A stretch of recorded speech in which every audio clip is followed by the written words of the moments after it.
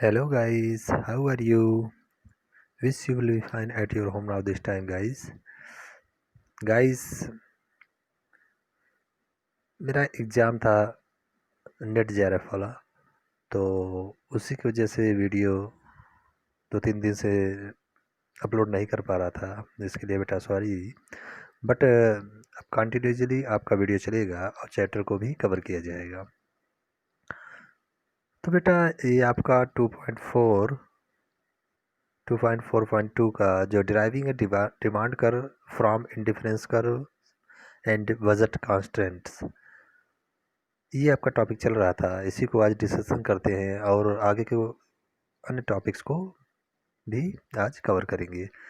तो कह रहा है डिमांड कर्व कैसे ड्राइव होता है यह इंडिफरेंस कर्व और बजट लाइन जो कॉन्स्टेंट होता है, ये दोनों के कॉम्बिनेशन से ही डिमांड कर्व डिराइव हुआ करती है। तो इंडिफरेंस कर्व और बजट लाइन क्या है ये पहले भी ऑलरेडी डिस्कशन कर चुका हूँ, फिर भी मैं एक बार आपको याद दिला देता हूँ। इंडिफरेंस कर्व ये दो बंडलों का एक कर्व होता है जिस पर कंज्यूमर को समान सेटिस्फेक्शन लेवल प्राप्त होता है। यानी इसमें इच्छा सूचक होता है कि एक वस्तु को प्राप्त करने के लिए दूसरों की कितनी मात्रा को सेक्रीफाइस करें कि उस कर्व पर कंज्यूमर इक्वल सेटिस्फेक्शन लेवल प्राप्त करे। तो ये डिज़ायरेबल प्रेफर क्वांटिटी को आप उस बंडल को कर सकते हो। तो ये इच्छा सूचक होता है कि वस्तु की कौन सी बंडल को परचेज करे। लेकिन बजट लाइन बेटा ये आपकी इनकम यानी मैक्सिमम परचेजिंग कैपेसिटी वाली लाइन होती है। तो इसको आप आपको एक खरीदने की क्षमता दिखाती है कि आप कितना सक्षम हैं कोई वस्तु को यानी कई बंडलों को परचेज करने में, लेकिन आपके वो मैक्सिमम परचेजिंग क्वांटिटी होगी यानी पूरी इनकम उस पर आपकी व्यय कर दी जाएगी। तो ये दो कॉम्बिनेशन के थ्रू ही ये आपका डिमांड कर्व डिराइव हुआ करता है, यानी इंडिफरेंस कर्व पर और बजट लाइन। तो इसके थ्रू हमने कई इसके पॉइंट को भी देखे थे कि इससे कई पॉइंट जो टच कर रहे हैं यानी डिमांड ये कंजम्पशन सॉरी जो इंडिफरेंस कर और ये बजट लाइन जहाँ पर ये टच करते हैं वहीं पर आपका कंज्यूमर मैक्सिमम बंडल वाला यानी ऑप्टिमम बंडल को प्राप्त करता है। तो इन्हीं ऑप्टिमल बंडल्स जो पॉइंट हैं इन्हीं को टच करते हुए ये डिमांड कर डिराइव किया गया है। यानी किसी वस्तु की कीमत और उसकी मांग को इनवर्स रिलेशनशिप दिखाने वाला जो कर्व होता है वो डिमांड कर्व होता है। तो कीमत के परिवर्तन से दो इफेक्ट भी आता है। अच्छा इतना तो हो गया था, अब ये डिस्कशन करना था बेटा कि कीमत अच्छा डिमांड कर किस लिए डाउनवर्ड स्लोपिंग होता है या निगेटिव स्लोप क्यों होता है। ये आपका अगर कोई नीचे की ओर लेफ्ट टू राइट अगर डाउनवर्ड कोई कर्व है जैसे डिमांड कर्व भी है, अगर गिरता है तो क्यों यह निगेटिव स्लोप है। यह इसलिए है क्योंकि जहाँ पर कंज्यूमर की प्राइस और मार्जिनल यूटिलिटी बराबर होती है वहाँ तो कंज्यूमर इक्विलिब्रियम में होता है। लेकिन जैसे ही नेक्स्ट यूनिट उसी वस्तु की कंज्यूम करने पर उसकी मार्जिनल यूटिलिटी प्राइस से कम हो जाया करती है और वो कंज्यूमर वहीं पर उस वस्तु को उपभोग करना बंद कर देता है जब तक कि वस्तु की प्राइस डिक्रीज होकर के उस मार्जिनल यूटिलिटी के बराबर या उससे नीचे नहीं हो जाया करती। एक तो ये रीज़न है, दूसरा ये रीज़न है कि जैसे जैसे किसी वस्तु की नेक्स्ट यूनिट को एडिशनल यूनिट को कंज्यूम करता है कोई उपभोक्ता, तो उसकी मार्जिनल यूटिलिटी भी डिक्रीज हो जाया करती है। तो इन्हीं मार्जिनल यूटिलिटी जो डिक्रीज हो रही है इसी के कारण से आपका ये डिमांड कर्व निगेटिव स्लोप यानी डाउनवर्ड स्लोप हो जाया करता है। तो इसको हम पहले भी कई बार बता चुके हैं। अच्छा, ये जो स्लोप है डिमांड कर्व का, ये डाउनवर्ड इसलिए है बेटा कि कीमत घटने पर कोई वस्तु की मांग घटती या बढ़ती है तो उसकी प्रकृति पर डिपेंड करता है कि जनरल गुड्स है या इन्फीरियर है या गिफिन है। तो कीमत के दो प्रभाव होते हैं, एक सब्स्टिट्यूशन इफेक्ट होता है, एक इनकम इफेक्ट। कीमत अगर फ्लक्चुएशन आता है कि उतार चढ़ाव आती है कीमत में, तो एक प्रतिस्थापन प्रभाव होता है, एक इनकम प्रभाव। तो प्रतिस्थापन प्रभाव तो बेटा दूसरे वस्तु की तुलना में उस वस्तु की कीमत कितनी घट रही है या बढ़ रही है, तो उसके प्रभाव से उपभोक्ता उस वस्तु को ज़्यादा प्रेफर करने लगता है। यानी दूसरे वस्तु की कीमत की तुलना में उस वस्तु का घटना बढ़ना ही प्रतिस्थापन प्रभाव यानी सब्स्टिट्यूशन इफेक्ट कहा जाता है। इनकम इफेक्ट क्या है? इनकम इफेक्ट यह है कि कीमत के फ्लक्चुएशन से आपकी जो रियल इनकम हो जाया करती है, यानी जो इनकम घट बढ़ जाती है कीमत के घटने बढ़ने से, वही आपकी रियल इनकम, वही आपकी इनकम इफेक्ट इफेक्ट कहा जाता है। यानी किसी वस्तु की कीमत मान लीजिए घट गई तो आपकी ऑब्वियसली आपकी इनकम बढ़ जाएगी ना, तो ये आपकी रियल इनकम अब बढ़ गई पहले की तुलना में, यानी कीमत के बदलाव से आपका जो अगर बढ़ी तो आपकी कीमत आपके जो पहले इनकम थे अब वो कम हो जाया करेंगे, और कीमत घटेगी तो आपका जो रियल इनकम होगा वो बढ़ जाएगा। तो इनकम इफेक्ट यही है कि कीमत के घटने से आपकी जो मॉनेटरी इनकम थी पहले की तुलना में घटी या बढ़ी। तो कीमत के दो प्रभाव निकल के आते हैं, एक सब्स्टिट्यूशन इफेक्ट, एक इनकम इफेक्ट। तो when price a common commodity changes, when banana become cheaper, the sorry बेटा, when price of commodity changes, when banana become cheaper,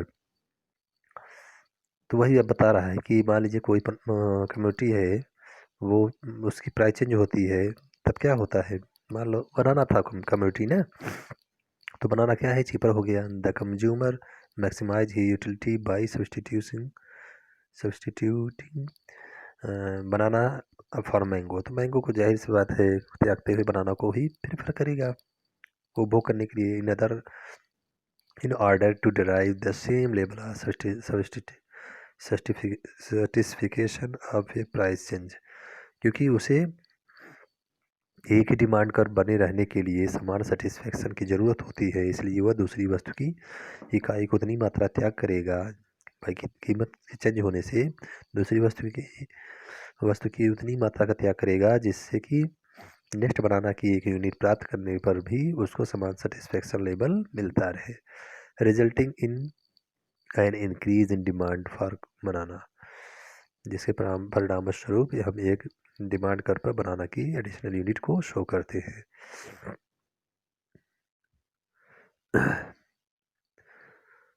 more over, इसके अतिरिक्त as price of banana drops, जैसे banana की price गिरती है, consumers purchasing power increases, इसकी capacity बढ़ जाती है। मैंगो को मान लेते हैं यहाँ कुछ समय के लिए स्थिर है, स्टेबल है प्राइस, तो बनाना की प्राइस जब घटेगी बेटा तो उसका जो बजट लाइन होगा वो क्या होगा, मैंगो का जहाँ इंटरसेक्ट पॉइंट है वो तो नहीं चेंज होगा, लेकिन बनाना का इंटरसेक्ट पॉइंट जो है वो आउटवर्ड साइड और आगे जाके कहीं इंटरसेक्ट करेगा, यानी उसकी अब देखो यहाँ पर कंज्यूमर की परचेजिंग कैपेसिटी इंक्रीज हो गई, ये शो करता है कि यानी अब वो बनाना की घटे हुए कीमत पर अब उसकी अधिक मात्रा को खरीद सकता है, which further increase demand for banana and mangoes. This is the income effect of a price change resulting in further increase in demand for बनाना, जो बनाना को आगे उसकी मात्रा को और अधिक मात्रा को मांग को कंज्यूमर के लिए बनाता है, यानी कंज्यूमर अब उसकी अधिक मात्रा और भी मांगने लगता है। Law of demand general goods के और इन्फीरियर गुड्स के रेफरेंस में ये इन्वर्स रिलेशनशिप होता है, कीमत घटती है तो मांग बढ़ता है, कीमत बढ़ती है तो मांग घट जाया करता है। लेकिन गिफिन गुड्स के संदर्भ में जो आज आगे चर्चा होगी उसमें बेटा ये डायरेक्ट रिलेशनशिप होता है, कीमत घटती है तो उस वस्तु की मांग घट जाती है, और कीमत बढ़ती है तो उस वस्तु की मांग बढ़ जाया करती है। लेकिन ये ओनली गिवन यानी गिवन ही गुड्स के संदर्भ में अप्लाई होती है। लेकिन जनरल और इन्फीरियर में डिमांड का जो फंक्शन होता है, यानी प्राइस के घटने बढ़ने से उसका डिमांड भी अपोजिट डायरेक्शन में चलता है, यानी कीमत घटेगी तो डिमांड बढ़ेगा, कीमत बढ़ेगी तो डिमांड घट जाएगा करेगा। लेकिन ये general and only inferior good में, गिवन गुड में तो डायरेक्ट रिलेशनशिप होता है, कीमत घटेगी तो मांग घट गया और कीमत बढ़ेगी तो मांग बढ़ जाएगा। अभी बताते हैं आपको जनरल गुड्स क्या है, इन्फीरियर गुड्स क्या है एंड गिवन गुड्स क्या है। तो पहले लीनियर डिमांड देखते हैं, उसके बाद आपको तीनों गुड्स के बारे में बताते हैं, नॉर्मल, इन्फीरियर एंड गिवन। ठीक है, ये है गिवन। चलो चलते हैं कि क्या है लीनियर डिमांड कर्व। लीनियर मतलब अगर एक रेखा पर रेखीय डिमांड, एक रेखे पर अगर हम डिमांड को शो करें तो डिमांड कर्व कैसी होगी। ठीक है, यानी वो फुल्ली सब्सटीट्यूट गुड्स को शो करेगी। लेकिन यहाँ पर सब्सटीट्यूट, यहाँ गुड्स दोनों नहीं लिया गया, दोनों एक्सिस पर, यहाँ पर एक वर्टिकल पर प्राइस है और हॉरिजॉन्टल पर क्वांटिटी है। फिर भी समझ लीजिए एक लीनियर डिमांड कर्व जो होता है वो बजट लाइन की तरह ही खींची जाती है, सीधी रेखा में गिरते हुए left to right. Downward slope तो होता है लेकिन ये सीधी रेखा होती है गिरती हुई।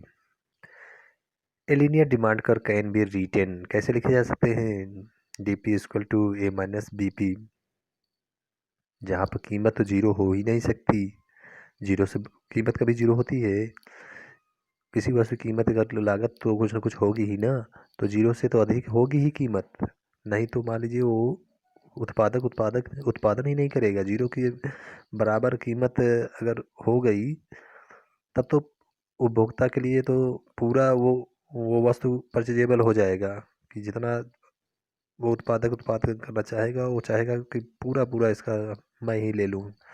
तो जीरो से कीमत बेटा, और निगेटिव तो सवाल ही पैदा नहीं होता कि कोई वस्तु की कीमत निगेटिव हो जाए। तो जीरो कोई उत्पादन अगर नहीं होगा, या मान लेते हैं कि जीरो बहुत ही रेयर केस में किसी वस्तु की कीमत हो जाया करती है, तो जीरो से अधिक होगी या तो बराबर ही होगी। और ए बटे बी जो है मैक्सिमम प्राइस दिखा रहा है कि इसके बाद ज़्यादा अगर कीमत रखते हैं तो वो एक भी इकाई उस वस्तु की नहीं बिकती, यानी मैक्सिमम कीमत एक बटे ए बाई बी है और मिनिमम जो है जीरो कीमत हो जाएगा, हो सकती है। तो अगर कीमत एक ए बाई बी से अधिक हो जाया करती है तो डिमांड उस वस्तु की जीरो होगी। मैं पहले ही बता दिया कि कीमत मैक्सिमम ए बाई बी तक हो सकती है, अगर इतना है तब वो कंज्यूमर उस वस्तु की कीमत एक भी यूनिट नहीं परचेज करेगा, इससे कम कीमत रहेगी। और जीरो तक जीरो से लेकर ए बी के बीच में कोई भी कीमत रहेगी तो वो डिफर उस वस्तु की क्वांटिटी को परचेज करने के लिए कैपेसिटी उसकी रहती है। Where A is a vertical intercept आप देख रहे हैं, और माइनस बी क्या है, स्लोप ऑफ डिमांड कर्व, यानी ये एम पी सी है at price zero, zero price पर आप देख लीजिए कि डिमांड जो है उस कमोडिटी की, यानी अगर कोई भी प्राइस नहीं है तो ऑब्वियसली कंज्यूमर मैक्सिमम यूनिट उस गुड्स की कंज्यूम करना चाहेगा, and at price equal to A by B, यानी ए बाई बी की प्राइस पर वो क्या करेगा, डिमांड जीरो हो जाएगा। दोनों दिखा रहा है, अगर जीरो प्राइस है तो मैक्सिमम फुल्ली यूटिलाइजेशन कर रहा है, और प्राइस बढ़ गई और उसकी बजट के परे अगर जा रही है, अधिक हो जा रही है, तो वह कोई एक भी यूनिट को नहीं परचेज करेगा। The slope of demand curve measures the rate at which demand changes with respect to its price. तो स्लोप ऑफ डिमांड कर्व क्या दिखाता है कि जैसे डिमांड चेंज होता है तो उसी के संबंध में, सॉरी, तो slope of demand curve measures the rate, अच्छा ये रेट है, ये रेट बताता है कि वस्तु कीमत और जो वस्तु दिया गया है उसके मांग के बीच में एक रेट होती है ये चेंज करने की, कीमत घट रही है बढ़ रही है तो उस वस्तु की मांग कितनी हम घटा बढ़ा रहे हैं, तो यह एक P X by P Y के रेट पर होता है। अच्छा, यहाँ पर अगर एक अच्छी तरह से इजी मेथड से समझने के लिए अगर मान लेते हैं कि इंडिफरेंट यहाँ पे इंडिफरेंस कर्व होता और उसको ये टेंजेंट लाइन के रूप में एक डिमांड कर टच कर रही होती, तो आप देख लीजिए कि इंडिफरेंस कर्व को अगर यहाँ एक समय के लिए एक एज्यूम कर लेते हैं कि यहाँ एक इंडिफरेंस कर्व इस जो लीनियर डिमांड कर्व है इसको कहीं पर ये स्लोप ऑफ बजट लाइन के रूप में लीनियर डिमांड कर उस इंडिफरेंस कर को टच कर रहा था। अगर मान लेते हैं एक समय के लिए, यहाँ ड्रॉ नहीं किया गया है, ठीक है। जैसे आपको ये विभिन्न सी डी ई पॉइंट पर टच करते हुए इंडिफरेंस कर को सॉरी ये सी डी ई पॉइंट पर जो डिमांड कर्व नहीं है A B dash A B double dash, ये आपके बजट लाइन है और इसी को यहाँ पर लीनियर डिमांड कर के रूप में दिखाया गया है। लेकिन आप देख लीजिए कि विभिन्न जो वेरियस इंडिफरेंस कर्व हैं आपको जो स्काई ब्लू के रूप में ड्रा किए गए हैं, तो उस पर एक टेंजेंट के रूप में तीनों बजट लाइन ड्रा किया गया है। अगर यहाँ हम मान लेते हैं कि एक इंडिफरेंस कर्व होता और ये जो लीनियर डिमांड कर्व लाइन है ये टेंजेंट के रूप में टच करती,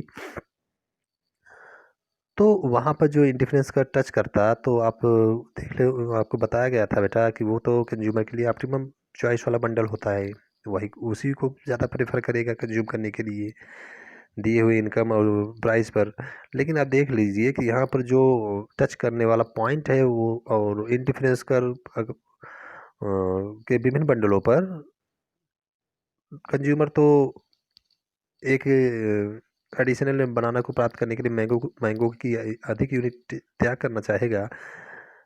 लेकिन वो आपका जो इंडिफरेंस कर्व है वो क्या दिखाता है, वो दिखाता है कि वेरियस बंडल पर कंज्यूमर किस बंडल को विलिंग करता है कंज्यूम करने के लिए जिस पर उसे ऑप्टिमम सेटिस्फैक्शन मिले।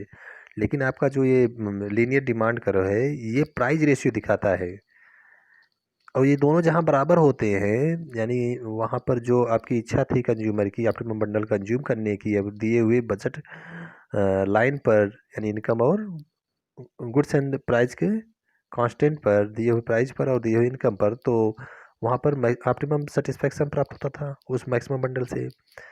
तो इंडिफरेंस कर कुछ नहीं बल्कि आपका एक इच्छा सूचक बंडल को शो करता है जिस पर कंज्यूमर मैक्सिमम यानी ऑप्टिमम बंडल प्राप्त करते हुए मैक्सिमम सेटिस्फैक्शन प्राप्त करना चाहता है। तो बजट लाइन आपका प्राइस रेशियो है दोनों वस्तु के संदर्भ में, दोनों गुड्स के रेफरेंस पे अगर देखें तो ये एक प्राइस रेशियो शो करता है। लेकिन आपका जो इंडिफरेंस कर्व है ये आपका विलिंग प्रेफरेंस शो करता है कि इस बंडल पर कंज्यूमर कौन सा ऑप्टिमम बंडल चूज करना चाहता है। तो ये जो बजट लाइन है ये प्राइस रेशियो को संदर्भ कर शो करता है कि उस वस्तु की प्राइस और क्वांटिटी को किस रेट से कंज्यूमर ये नेक्स्ट एडिशनल यूनिट को चेंज कर सकता है। यानी ये एक रेट है, ये आपका डिमांड चेंज के रिस्पेक्ट में ये आपका एक प्राइस रेट है जिस पर हम कीमत घटने पर हम उस क्वांटिटी को किस रेट से प्राप्त करते हैं। ये आपका यहाँ पर डिपेक्ट किया गया है 2.15 लीनियर डिमांड कर्व। बेटा जब भी स्कूल खुलेगा तो मैं आपको वाइट बोर्ड पर इसको और अच्छी तरह से एक्सप्लेनिंग कर दूंगा। फिर भी समझ लीजिए कि बजट लाइन जो होती है वो मैक्सिमम खरीदारी लाइन होती है दी उस कंज्यूमर की दिए हुई इनकम पर, ठीक है। यानी दिए जो भी इनकम है वो बजट लाइन है। अब वो कंज्यूमर चाहे तो पूरा इनकम अपना उस दोनों बंडलों पर खर्च कर दे और तब उसकी आय मान लीजिए जीरो हो जाए, यानी पूरी आय पूरी दोनों गुड्स को खरीदने में ही खर्च कर दे, एक्सपेंडिचर कर दे। तो उस मैक्सिमम खरीदारी वाले जो एक रेट होगा Px/P1 वो कुछ नहीं बल्कि एक लीनियर डिमांड कर्व है, ठीक है। तो ये डिमांड कर्व क्या शो करता है, स्लोप ऑफ डिमांड कर्व ये मेजर करता है rate at which demand changes with respect to its price, कि कोई भी वस्तु की प्राइस अगर चेंज होती है तो कैसे डिमांड का रेट चेंज हो रहा है, यही लीनियर डिमांड कर्व शो करता है। कि जैसे जैसे कोई यूनिट की हम प्राइस घटाते हैं तो उसकी जो रेट है वो क्या होती है, for a unit increase in the price of good the demand falls by B unit. तो कीमत घटने पर मांग बढ़ जाती है, कीमत बढ़ने पर मांग घट जाया करती है। ये डिपेंड करने वाला एक कर्व लीनियर डिमांड कर्व होता है, जो एक जो गुड्स की प्राइस को रेट को दिखाता है कि डिमांड कैसे चेंज हो रही है, तो वैसे उस वस्तु के जो ये लीनियर डिमांड कर्व पर कैसे उस प्राइस पर वो घट बढ़ रही है, यानी रेट का भी वो एक दिखाता है दर कि किस दर पर कीमत घटने पर उस वस्तु की मांग बढ़ जाया करती है, घट जाया करती है, यही है। नॉर्मल और इन्फेरियर एंड ये गिवन गुड क्या है इसको बताते हैं, और उसके बाद कल के इसको और अच्छी तरह से डिस्क्राइब करेंगे और आपको मेक अंडरस्टैंडिंग कराएंगे। नॉर्मल गुड बेटा वो होता है जैसे कि हम बेसिक नीड अपने लाइफ सर्वाइवल के लिए फुलफ़िल करते हैं, जैसे कि हम लोग गेहूँ, चावल, ये सब आपका जो भी बेसिक नीड है मानव के एग्जिस्टेंस के लिए, ये नॉर्मल गुड में आते हैं। इन्फीरियर गुड वो गुड होते हैं जब आपका इनकम लेवल बढ़ जाता है तो आपके लिए वो इन्फीरियर हो जाया करते हैं। जैसे बाजरे की रोटी, ये आपके लिए इन्फीरियर हो जाया करती है जब आपकी इनकम लेवल हाई सोसाइटी से बिलोंग करने लगती है। अगर इनकम हाई सोसाइटी यानी आपका लाइफ स्टैंडर्ड लेवल बढ़ जाने पर जो गुड्स आप गरीबी बिलो पॉवर्टी लाइन के अंडर रहने पर कंज्यूम करते थे, अब उसको छोड़ देते हैं। जैसे कि मान लीजिए बाजरे की रोटी आप पहले जब गरीब थे खाते थे, लेकिन आपकी इनकम लेवल यानी कि आपका जो स्टैंडर्ड लिविंग स्टैंडर्ड है वो इंक्रीज हो जाता है और बिलो आप पॉवर्टी लाइन से एबव चले जाते हैं, ऊपर निकल जाते हैं, यानी गरीबी के दुष्चक्र से निकल जाते हैं। तो आप बाजरे की रोटी के स्थान पर गेहूं की रोटी खाने लगते हैं, तो बाजरा आपके लिए उस समय इन्फीरियर हो जाता है जब आप धनी होते हैं। ठीक है। गिफिन गुड्स वह गुड्स है बेटा जब इनकम लेवल, क्योंकि कोई भी गिफिन गुड्स अगर देखें तो नेचर के रेफरेंस में वह वस्तु गिफिन नहीं होता, यानी प्रकृति प्रदत्त कोई भी गुड्स गिफिन नहीं हुआ करती। लेकिन कंज्यूमर का लेवल अगर इनकम का अगर इतना बढ़ जाता है कि वह वस्तु उसके लिए गिफिन लगती है, तो उसे गिफिन वस्तु कहते हैं। यानी गिफिन वस्तु इनकम लेवल पर डिपेंड करता है। अगर इनकम लेवल अधिक हो जाया करती है तो एक पॉइंट के बाद वो गिफिन हो जाती है। जैसे आप बहुत अच्छा इसका एग्जाम्पल है, जैसे बीड़ी ले लीजिए। तो गरीब लोग देखते हैं आप बीड़ी पीते हैं ना, स्मोकिंग करते हैं, लेकिन वो बहुत लोवेस्ट वो लाइफ स्टैंडर्ड क्वालिटी को शो करते हैं। लेकिन अब मान लीजिए आपकी इनकम लेवल बहुत बढ़ जाती है, तो आप हाई सोसाइटी से बिलोंग करने लगते हैं। जैसे एग्जांपल मुकेश भाई अंबानी ले लीजिए। तो क्या वो हाई सोसाइटी में वो बीड़ी को वो स्मोकिंग करेंगे? नहीं करेंगे ना। तो एक जब इनकी हाई स्टैंडर्ड लेवल बढ़ गया इनकम का, और हाई सोसाइटी से बिलोंग करने लगे, तो उनके लिए वो बीड़ी अब क्या हो गई, गिफिन गुड्स हो गई। तो हाई जब इनकम एक लेवल की पॉइंट जो हम लोग क्रॉस करते हैं, तब वो वस्तु हमारे लिए गिफिन हो जाया करती है। ठीक है। तो आशा करता हूँ समझ में आया होगा। इसके लिए और अच्छे तरह से कल डिस्क्राइब करूँगा। अभी तो मैं आपको एग्जांपल के थ्रू इसको बता दिया किस पर डिमांड रूल लागू होता है, किस पर नहीं लागू होता है। इसको भी मैं बता दिया कि नॉर्मल और इन्फीरियर गुड पर डिमांड रूल लागू होता है, गिवन पर नहीं लागू होता। अब क्यों नहीं लागू होता इसको कल डिस्कशन करेंगे और उसको अच्छी तरह से बताएंगे कि क्या ये तीनों गुड्स में अंतर है। उसके बाद सब्सटीट्यूट्स एंड कॉम्प्लीमेंट गुड्स को भी कल तक डिस्क्राइब कर लेंगे। उसके बाद आपका चैप्टर को आगे बढ़ाएंगे बेटा। और ये चैप्टर बहुत लेंदी है मानता हूँ, फिर भी मैं मानता हूँ कि बहुत मैक्सिमम ये 4 या 5 दिन में ख़त्म हो जाएगा, क्योंकि अब कंटिन्यूस बनाऊँगा कि 3-4 दिन जो गैप हो गया इसको कवर करूँगा। ठीक है। Thank you for listening and watching this video. Bye.